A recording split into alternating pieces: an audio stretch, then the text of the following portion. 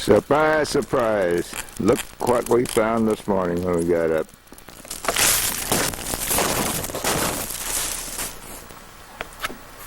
Look at the tree line, Bob. Yeah. Oh, for Christ's sake, I didn't stop. It's been recording all the time.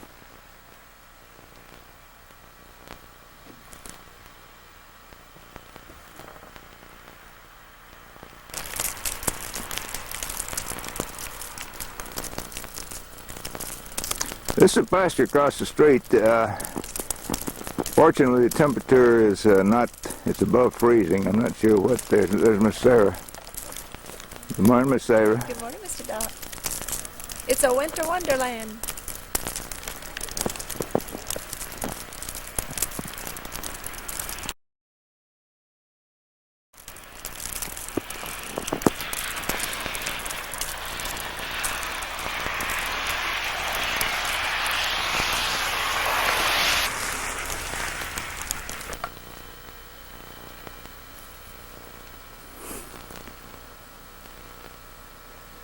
I think the temperature is about 35 degrees. If it were 30 degrees, we'd have 6 inches of snow on the ground. I think that's the most I've ever seen in Mississippi.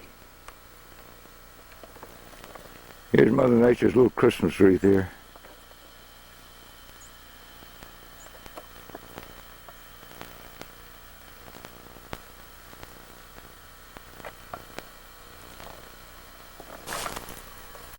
Wonderland. Yesterday the ground was golden brown from the autumn leaves. This morning it's crystal white, or better, snow white.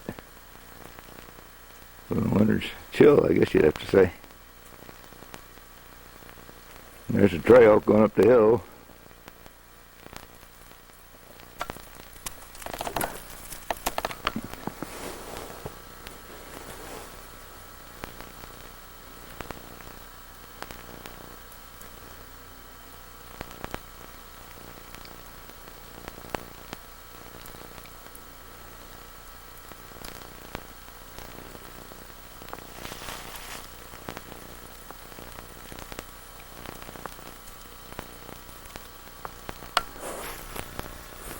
Here we are down at the garden.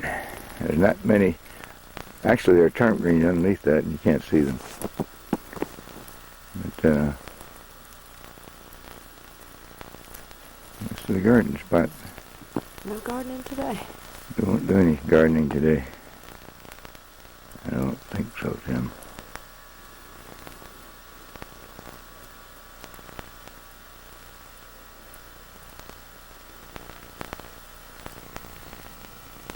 And here's home away from home. I hold this thing steady and wear gloves at the same time. Really jerking it.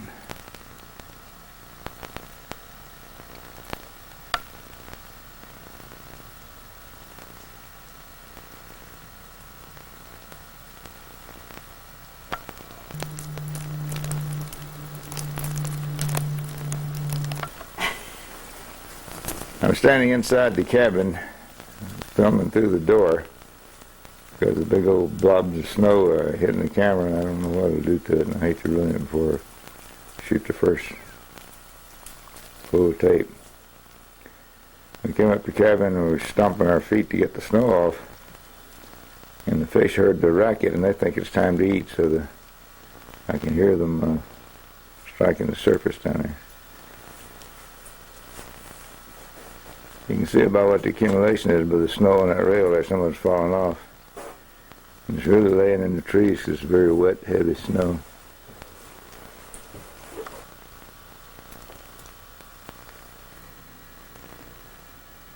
The First Snowfall by James Russell Lowell. The snow had begun in the gloaming, and busily all the night had been heaping field and highway with a silence deep and white. Every pine and fir and hemlock wore ermine too dear for an earl, and the poorest twig on the elm tree was ridged deep, inch deep with pearl. From sheds new roofed with Carrara came chanticleers of muffled crow. The steel rails were softened to swan's down and still fluttered down the snow. I stood and I watched by the window the noiseless work of the sky and the sudden flurries of the snowbirds like brown leaves swirling by. I thought of a mound in Sweet Auburn where little headstones stood, how the flakes were folding it gently as did robins the babes in the wood. Up spoke our little Mabel, saying, "Father, who makes it snow?" And I told her of the good All-Father who cares for us here below. Again I looked at the snowfall and thought of the leaden sky that arced over our first great sorrow, where the mounds were heaped so high.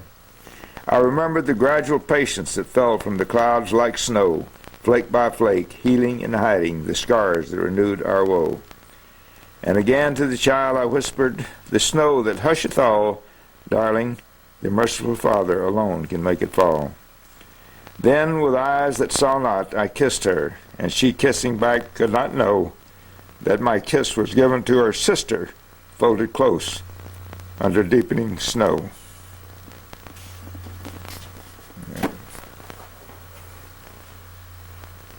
Stop.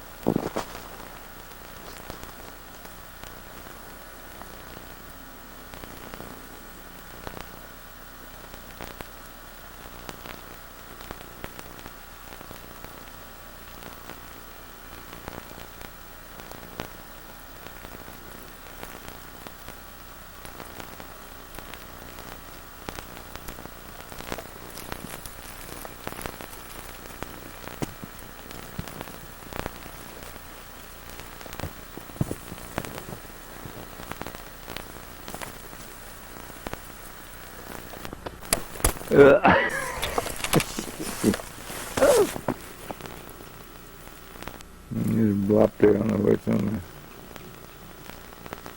There's got to be some limbs in it.